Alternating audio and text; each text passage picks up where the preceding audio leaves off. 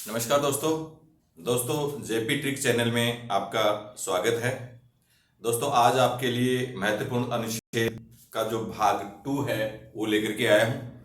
इससे पहले के वीडियो में मैंने भाग 1 1 से लेकर के 20 तक की जो महत्वपूर्ण जो अनुच्छेद थी वो आपको न्यूमेरिक मेथड से याद करवाई थी। इसी के साथ आज दूसरा भाग लेकर के 21 से लेकर के 41 तक की महत्वपूर्ण अनुच्छेद जो कंपटीशन में बहुत बार पूछ ली जाती हैं उनके बारे में आज मैं आपको न्यूमेरिक मेथड से सिखाने का प्रयास करूंगा।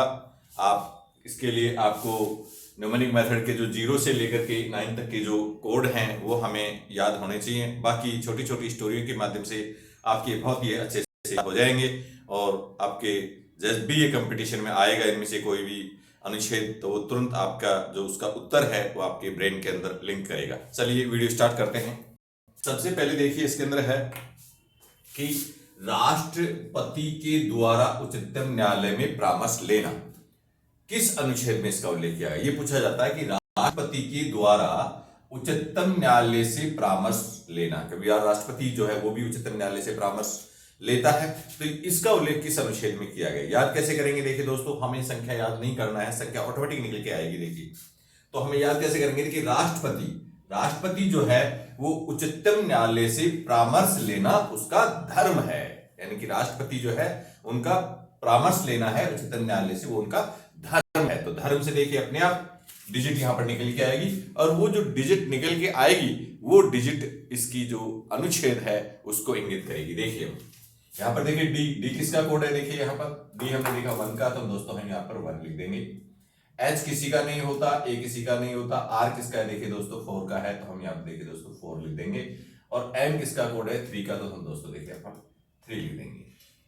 ऑटोमेटिक देखिए संख्या निकल के आई है 143, 143।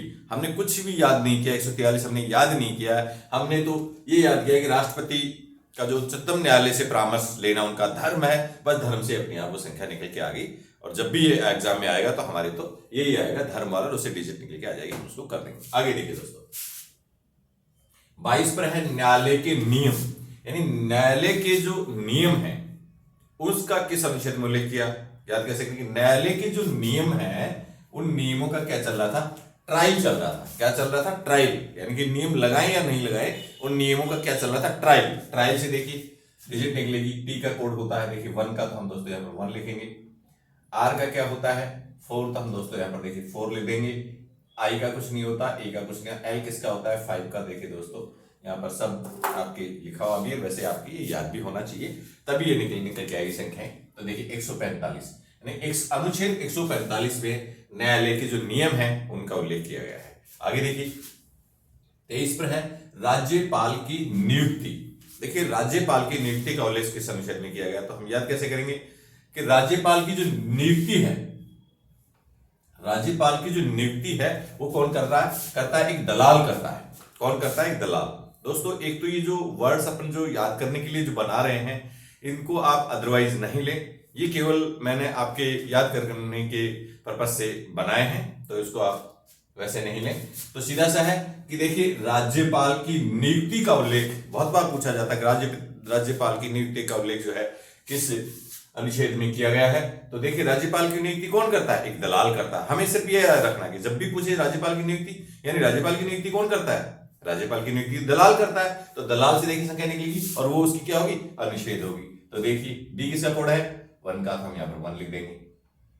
ए किसी का नहीं होता, एल किसका है? 5 का, तो हम यहाँ पर 5 लिख देंगे। ए किसी का नहीं होता और एल किसका है? 5 का, 5। अपने आप देखिए संख्या निकल के आई 155 यानी 155। अनुच्छेद 155 में राज्यपाल की जो नियुक्ति है उसका उल्लेख किया गया है। दोस्तों हम ये देखिए स्टोरी से ले रहे हैं, संख्या अपने आप निकल के आ रही है, वो उसको अनुच्छेद बता रही है।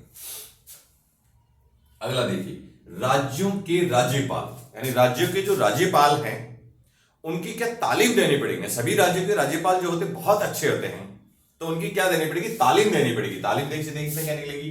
टी का क्या है? 1 है। जो कोड है वो क्या है? 1 का है। ए का कुछ नहीं होता, एल किसका है? 5 का, तो हम 5 लिख देंगे।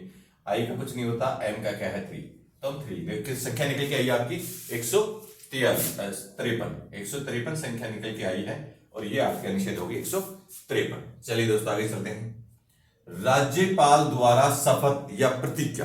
देखिए राज्यपाल द्वारा शपथ और जो प्रतिज्ञा ली जाती है किस अनुच्छेद में, याद कैसे करेंगे कि राज्यपाल जब कोई शपथ, वैसे भी हम करते जब शपथ दिलाते हैं हम किसी को, प्रतिज्ञा दिलाते हैं तो पानी लेकर प्रतिज्ञा दिलाते हैं, लेकिन यहां पर क्या था कि राज्यपाल थे, राज्यपाल राज्य की बहुत बड़ा पद होता है, इसलिए हम उनको शपथ दिला रहे थे, उनको हम थोड़ा से पानी लेकर के शपथ नहीं दिला रहे थे, हम तो उनको पूरे तालाब में खड़े करके शपथ दिला रहे, भाई आप तो पूरे पानी में खड़े हो जाओ, तालाब में खड़े हो जाओ और तालाब में खड़े होकर के शपथ लो आप, तब हम उसको मानेंगे, नहीं हम तो नहीं मानेंगे। तो देखिए जब भी पूछे कि राज्यपाल द्वारा शपथ या प्रतिज्ञा का उल्लेख किस अनुच्छेद में किया गया, तो क्या राज्यपाल को शपथ दिला रहे थे हम, किस में दिला रहे थे, तालाब में खड़े होकर के दिला रहे थे, तो तालाब से देखिए टी का कोड है आपका 1, तो हम यहाँ पर 1 लिख देंगे, ए का कुछ नहीं होता, एल का क्या होता है 5, तो हम 5 लिख देंगे यहाँ पर, ए का कुछ नहीं होता, बी का 9 होता है, तो हम यहाँ पर 9 लिख देंगे।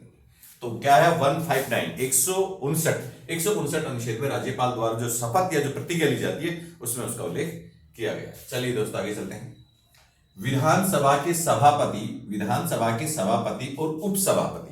देखिए विधानसभा के सभापति उपसभापति का उल्लेख किस अनुच्छेद में, याद कैसे करेंगे, विधानसभा के जो सभापति और उपसभापति वो भी क्या करते हैं भाई, ड्यूटी जाते हैं, डेली ड्यूटी जाते हैं, तो वो भी क्या करते हैं अपने साथ टिफिन ले जाते हैं, खाने के लिए क्या ले जाते हैं, टिफिन ले जाते हैं। तो टिफिन से देखिए डिजिट निकलेगी, टी किसका कोड है 1 का, तो हम यहाँ देखिए 1 लिख देंगे, आई का कुछ नहीं होता, एफ किसका है 8 का, तो हम 8 लिख देंगे, आई का कुछ नहीं होता, एंड होता है 2 का, तो हम 2 लिख देंगे। देखिए अपने आप संख्या निकल के आई है 182 182 अनुच्छेद में आपका विधानसभा के सभापति और उपसभापति का उल्लेख किया गया। हम 182 याद नहीं कर रहे हैं, हम तो टिफिन याद कर रहे हैं कि विधानसभा के सभापति उपसभापति जो है वो क्या करते हैं, टिफिन ले जाते हैं, ड्यूटी जा रहे हैं तो टिफिन ले जाते हैं, और टिफिन से अपने आप संख्या निकल के वो उसकी क्या है, अनुच्छेद है। चलिए अगला, राज्यों के लिए उच्चतम न्यायालय। राज्यों के लिए उच्चतम न्यायालय का जो उल्लेख है, राज्यों के लिए उच्चतम न्यायालय की व्यवस्था की जाती है, तो वो उल्लेख किसमें क्या है, क्योंकि राज्य के लिए उच्चतम न्यायालय की आवश्यकता है, प्रत्येक राज्य के अंदर उच्चतम न्यायालय की आवश्यकता है, क्योंकि वहां पर नादान लोग जो होते हैं वो बहुत अपराध करते हैं, नादान लोग, इसीलिए उस न्यायालय की वहां पर आवश्यकता है। तो नादान से देखिए अपनी संख्या निकलेगी, एन को इसका कोड है 2 का, तो देखिए हम 2 लिख देंगे, ए का कोई नहीं होता, डी का क्या है 1, तो हम 1 लेंगे, ए का कुछ नहीं होता, फिर देखिए एन आया तो एन का 2 होता है, देखिए अपने आप मिलते क्या संख्या 212, अनुच्छेद 212 में राज्य के उच्च न्यायालयों का उल्लेख किया गया है। आगे देखिए उच्च न्यायालय का गठन। देखिए उच्च न्यायालय जो होता है उसका गठन बहुत बार पूछा जाता है कि उच्च न्यायालय का जो गठन किया जाता है वो भारतीय संविधान की किस अनुच्छेद में उसका उल्लेख किया गया है। तो देखिए उच्च न्यायालय का जो गठन है, उच्च न्यायालय का जो गठन है वो कौन करते हैं, नेताजी करते हैं, नेताजी करवाते हैं उच्च न्यायालय का गठन, कि सब उच्च न्यायालय का गठन होना चाहिए इस राज्य के अंदर, यानी उच्च न्यायालय का गठन कौन कराते हैं, नेताजी कराते हैं। नेताजी से देखिए आपका एन क्या है 2, तो 2 लिख देंगे, ई का कोई कोड नहीं होता, टी का फिर देखिए 1 होता है, तो हम यहाँ पर दोस्तों 1 लिख देंगे, और ए का फिर कुछ नहीं होता, जे का देखिए 6 होता है, हम यहाँ पर 6 लिख देंगे, तो 216। देखिए अपने आप संख्या निकल के आई 216, यानी कि उच्च न्यायालय का जो गठन है वो अनुच्छेद 216 में किया गया है। दोस्तों हम इस प्रकार से देखिए ये छोटी छोटी स्टोरी से याद कर रहे हैं, और उसकी जो डिजिट निकल के आ रही है, और वो डिजिट जो है वो ऑटोमेटिक अनुच्छेद को इंगित कर रही है, और हमारे ब्रेन में हम किसी प्रकार का प्रेशर नहीं डाल रहे, न किसी प्रकार की हम कोई रटने की कोई वो तरकीब लगा रहे हैं, हम तो केवल ट्रिक से याद कर रहे हैं, और बड़े सरल तरीके से आपके ये याद होते जा रहे हैं। चलिए दोस्तों आगे लीजिए, देखिए अनुसूचित जाति। देखिए अनुसूचित जाति यानी एससी, बहुत बार पूछा जाता है अनुसूचित जाति एससी का जो उल्लेख है वो किस अनुच्छेद में किया गया। तो देखिए वही है, हम याद करने के लिए शुरू करेंगे अनुसूचित जाति जो है अर्थात एससी के लोग क्या होते हैं, मर्द होते हैं। देखिए मर्द, एम का कोड क्या है 3 लिखेंगे, ए का कुछ नहीं होता, आर का क्या है 4, तो 4 लिखेंगे, डी किसका कोड है 1 का, तो 1 लिखेंगे। देखिए 341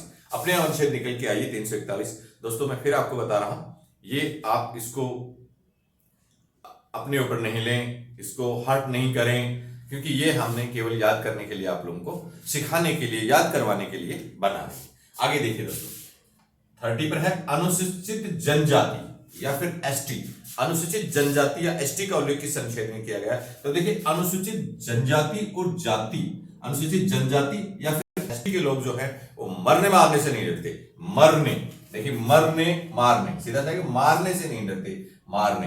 तो मारने से देखिए अपने यहाँ बनेगा एम किसका कोड है 3 का, हम लिख देंगे ए कुछ नहीं होता, आर का 4 होता है, हम 4 लिख देंगे, एन का क्या होता है 2 लिखते हैं 2 लिख देंगे, ई का कुछ भी नहीं होता। 342 अपने आप संख्या निकल के आ गई, यानी कि 341 में एससी का उल्लेख, 342 में आपके एसटी का उल्लेख। वैसे जब हम रखते हैं कि 341 में एससी 342 में आपके एसटी, तो एग्जाम में कंफ्यूज हो जाता है कई बार, 341 में एसटी था या 342 में एससी था, ऐसे। तो हमें ऐसे नहीं करना, जब भी आए एससी के लोग क्या थे, मर्द थे, मर्द से अपने आप 341 निकल के आ रहा है। एसटी के क्या थे, मारने से नहीं रहते थे, मारने, तो मारने से अपने आप 342 निकल के आ रही थी। इसलिए ये तरकीब इसलिए बताई जा रही है, ये न्यूमेरिक मेथड का तरीका इसलिए बताया जा रहा है ताकि हम एग्जाम हॉल में किसी प्रकार के कंफ्यूजन से दूर रहें। चलिए अगला है राष्ट्रीय आपात की घोषणा। देखिए राष्ट्रीय आपात की जब घोषणा कर दी जाती है, देश के ऊपर बड़ी आपत्ति आ जाती है, मतलब इसको हम ऐसे आपात की जब घोषणा की जाती है तो क्या किया जाता है, आपस में जो लोग होते हैं उनको मिलने नहीं दिया जाता है। जब भी ऐसे याद करें कि राष्ट्रीय आपात की घोषणा, यानी राष्ट्रीय आपात की घोषणा होगी तो इसका मतलब लोगों को मिलने नहीं दिया जाएगा। मिलने से देखिए संख्या निकलेगी आपका एम किसका कोड है 3 का, तो इसे दोस्तों हम 3 लिख देंगे, आई का कुछ नहीं होता, एल का क्या होता है 5, तो हम यहाँ पर 5 लिख देंगे, एन का होता है 2, हम यहाँ पर 2 लिख देंगे, और ई का कोई कोड नहीं होता है। कोड केवल आपके 0 से लेकर के और 9 तक के इन्हीं के होते हैं, शेष के आपके जो है जितने भी वोवल्स हैं उनके नहीं होते हैं, शेष अल्फाबेट बढ़ जाते हैं उनके भी नहीं होते हैं, केवल इन्हीं के होते हैं, इसलिए ये अपने आप निकल के आती है। अगला देखिए दोस्तों राष्ट्रपति शासन। देखिए राष्ट्रपति शासन, जब राष्ट्रपति शासन लागू किया जाता है, ये भी बहुत बार पूछा जाता है किस अनुच्छेद के अंतर्गत किया जाता है, तो हम कहेंगे राष्ट्रपति शासन कब लागू किया जाता है, कब लागू किया जाता है जब एमएलजी कहेंगे। एमएलजी कहने पर जैसे किसी राज्य के अंदर मतलब शासन कंट्रोल में नहीं आ रहा तो एमएलजी कहते हैं, एमएलजी कहते हैं साहब राष्ट्रपति शासन लगा तो हमारे कंट्रोल में नहीं आ। तो जब भी पूछेंगे राष्ट्रपति शासन, राष्ट्रपति शासन का किस अनुच्छेद में उल्लेख किया गया, राष्ट्रपति शासन लगाया जाता है, कब लगाया जाता है, एमएलजी की कहने पर तो लगाते हैं। तो एमएलजी देखिए एम किसका कोड है 3 का, तो हम यहाँ पर 3 लिख देंगे, एल क्या कोड क्या है 5, तो हम यहाँ पर 5 लिख देंगे, ए का कोई कोड नहीं होता, जे होता, देखिए जे और सी एच, इसका क्या होता है आपका जे का 6, तो अपने आप देखो निकल के आई है 356।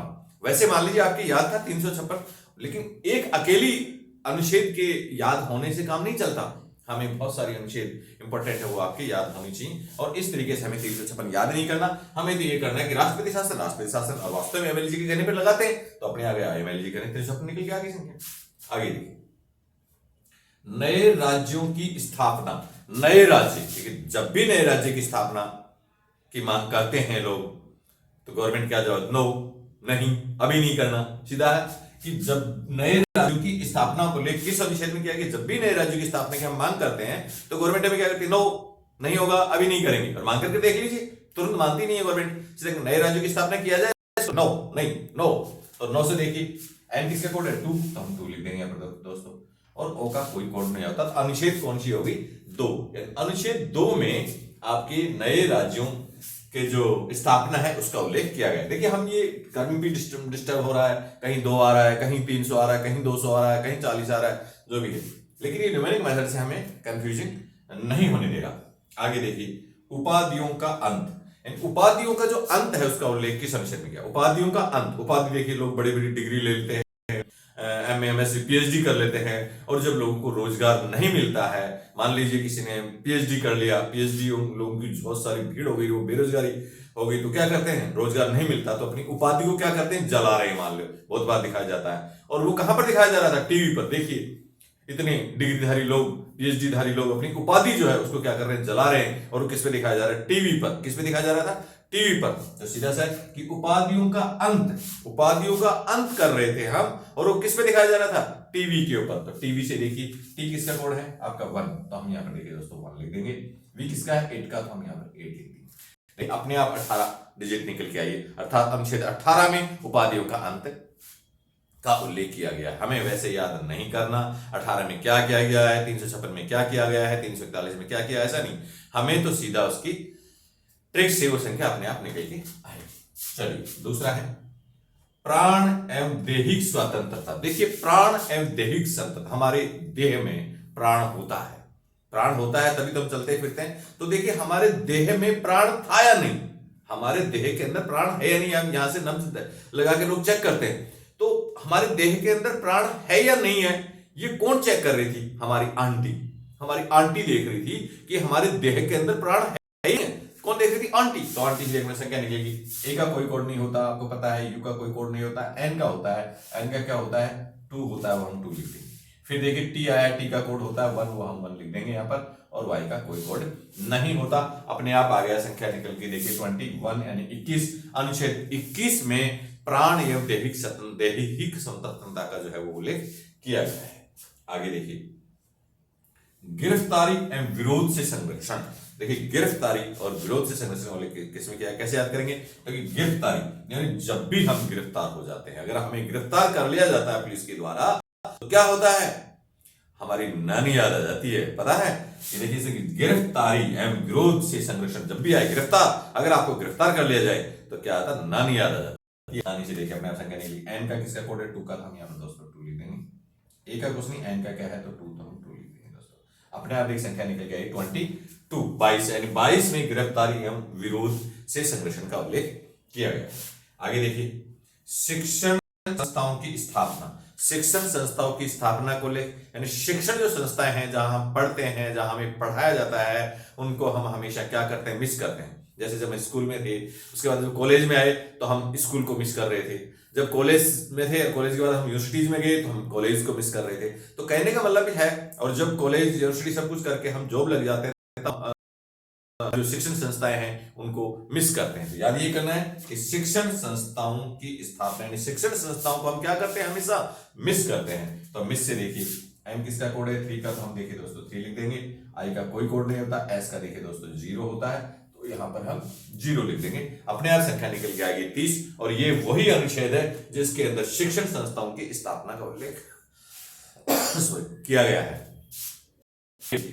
इसके बाद में अंतरराष्ट्रीय शांति एवं सुरक्षा, बहुत बार पूछा जाता है, अंतरराष्ट्रीय शांति एवं सुरक्षा का उल्लेख किस अनुच्छेद में किया गया? याद कैसे करेंगे? देखिए अंतरराष्ट्रीय शांति एवं सुरक्षा, देखिए हमें शांति मिलती है। लोग कहते हैं कि जीवन में शांति कभी नहीं मिलती, मरने के बाद मिलती है, ऐसे कहते हैं, ऐसे कहा जाता है। तो इसमें देखिए कहते हैं कि अंतरराष्ट्रीय शांति, यानी कि शांति हमें मिलती है, मिलती तो है लेकिन बहुत लेट मिलती है। सुरक्षा भी देखिए हमें मिलती है लेकिन लेट मिलती है। जब हमें जरूरत होती है सुरक्षा की, तब हमें सुरक्षा नहीं मिलती है, लेट मिलती है। तो कहने का मतलब यह है कि शांति और सुरक्षा हमें लेट मिलती है। लेट से देखिए आपका वही एल का कोड क्या है? 5। तो हम यहाँ पर 5 लिख देंगे दोस्तों। ई का कोई कोड नहीं होता, टी का 1 होता है, तो हम यहाँ पर देखिए 1 लिख देंगे। अपने आप आ गया 51 यानी 51। अंतरराष्ट्रीय शांति एवं सुरक्षा का जो उल्लेख है वो 51 अनुच्छेद में किया गया है। आगे देखिए, राज्यपाल पद की शर्तें। देखिए राज्यपाल पद की शर्तें, ये भी बहुत बार पूछा गया कंपटीशन के। राज्यपाल पद की जो शर्त है उसका उल्लेख किस अनुच्छेद में किया गया? तो राज्यपाल पद की पहली शर्त है, क्या है? कि तलाकशुदा होना चाहिए। देखिए दोस्तों, हम ये याद फिर आपको कह रहा हूं कि ये जो है याद करने के पर्पज से बना रहे हैं, ताकि हमारे याद रहे कि जब भी पूछे कि राज्यपाल की जो पद की जो शर्त है वो क्या है, उसका उल्लेख किस अनुच्छेद में किया गया, तो हमें क्या करना है कि राज्यपाल पद की पहली शर्त ये तलाकशुदा होना चाहिए, तलाक वाला होना चाहिए, बिना तलाक वाले से नहीं होगा, राज्यपाल पद नहीं दिया जाएगा। तो सीधा कि राज्यपाल पद की शर्त जो थी वो क्या थी? यानी तलाक वाला आदमी होना चाहिए। तलाक से देखिए टी किसका कोड है? 1 का, तो हम 1 लिख देंगे। ए किसी का नहीं होता, एल किसका है? 5 का, तो हम दोस्तों यहाँ पर 5 लिख देंगे। और ए किसी का नहीं होता, के किसका है? 7 का, तो हम दोस्तों 7 लिख देंगे। अपने आप देखिए 157 लिख करके आया है, यानी कि राज्यपाल पद की जो शर्त है वो अनुच्छेद 157 में किया गया है। हमने 157 याद नहीं किया है, हमने क्या याद किया है? हमने तो केवल याद ये किया है कि राज्यपाल पद की शर्त है वो क्या है? तलाक वाला व्यक्ति। तलाक से अपने आप 157 निकल के आ रही है दोस्तों। आगे देखिए, राष्ट्रपति पद पर महाभियोग। देखिए राष्ट्रपति पद पर महाभियोग जो लगाया जाता है, राष्ट्रपति पद के ऊपर बहुत बार महाभियोग लगाया जाता है, और उसके लिए कहा गया है कि झूठ बोलने पर, जैसे हम एक बार थे कि अमेरिका के राष्ट्रपति जब बिल क्लिंटन जो थे, तो उन्होंने अपनी जो क्या नाम मोनिका लेविंस्की से उसका प्रेम प्रसंग चल रहा था, और वो बहुत दिनों तक चला, लेकिन उसने अपनी पत्नी से, जनता से, सब ने उन्होंने क्या झूठ बोला था। इसलिए बिल क्लिंटन के ऊपर आपका राष्ट्रपति जो था उसके ऊपर महाभियोग लगा था। तो याद हमें क्या करना है? ऐसे याद करना है कि राष्ट्रपति पर महाभियोग लगाया जाता है। कोई राष्ट्रपति उस महाभियोग अगर लगाया जाएगा, वो कब लगाया जाएगा याद करने के लिए कि वो झूठ बोलेगा। अगर वो झूठ बोलेगा तो उस पर राष्ट्रपति महाभियोग जो है उस राष्ट्रपति महाभियोग लगाया जाएगा। तो देखिए झूठ से क्या आएगा, जे किसका कोड है 6 का, तो हम यहाँ पर 6 लिख देंगे। एच का कोई कोड नहीं होता, ओ का कोई नहीं होता और ओ का कोई नहीं होता, फिर टी आ रहा है और टी का होता है 1। तो देखिए 61 यानी 61 जो अनुच्छेद है उसके अंदर राष्ट्रपति पर महाभियोग जो लगाया जाता है उसका उल्लेख किया गया है। चलिए दोस्तों लास्ट याद करते हैं। पाकिस्तान से भारत आए व्यक्तियों की नागरिकता का उल्लेख बहुत बार पूछा जाता है कि पाकिस्तान से भारत आए जो लोग हैं उनको नागरिकता किस प्रकार से दी जाएगी, कैसे नहीं दी जाएगी, उसका उल्लेख किस अनुच्छेद में किया गया है। देखिए हम याद कर सकें कि पाकिस्तान से जो लोग भारत आए हैं, क्यों आए भाई, जाओ, क्यों आए, जाओ, तो जाओ से देखिए अपने आप संख्या निकलेगी। जे का कोड क्या है 6, तो 6 लिख देंगे। ए का कोई कोड नहीं होता, ओ का कोई कोड नहीं होता, 6। तो अनुच्छेद 6 में यानी कि जो भारतीय संविधान के अनुच्छेद 6 है उसके अंदर पाकिस्तान से भारत आए व्यक्तियों की जो नागरिकता है उसका उल्लेख किया जाता है कि किस प्रकार से नागरिकता दी जाएगी। तो दोस्तों इस प्रकार से देखिए हमने ये कुछ ही मिनट के अंदर 21 से लेकर के यानी कि भाग 1 में तो 1 से लेकर के 20 तक किया था और भाग 2 में हमने 21 से लेकर के 41 तक जो अनुच्छेद है वो हमने दोस्तों कुछ ही मिनट में याद कर लिया है। आप इसका रिवीजन कीजिए। ये देखिए आपके याद हो चुके हैं। अगर आपने इसकी स्क्रीनशॉट नहीं ली है तो दोस्तों आप इसकी स्क्रीनशॉट लीजिए और स्क्रीनशॉट लेने के बाद में आप इसको रिवीजन कीजिए। देखिए ये आपके याद हो चुके हैं। Thank you. अगले वीडियो में फिर मिलते हैं।